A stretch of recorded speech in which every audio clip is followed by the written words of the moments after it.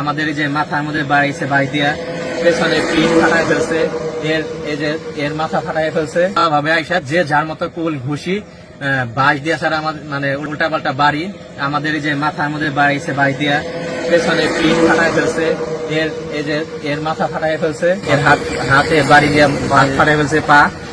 আমাদের আইসি স্যারকেও ইচ্ছা মতো মারছে। সেখানে বলে যে আপনারা এখানে কি জন্য আসছেন বা কি বিষয়, এখানে এতগুলো লোকজন আপনারা জড়ো হয়েছেন কেন।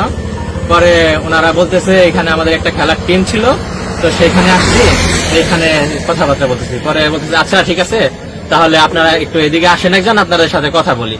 এই কথা বলার সাথে সাথে আমাকে ধরবেন কেন, আমাকে ধরবেন কেন, এই কথা বলে পেছনে যারা ওরা অনেক লোক ছিল, পেছনে প্রায় 50+ ছিল লোক ওরা। তারপরে একবার বিট এগুলো মানে খুব খারাপ অবস্থা।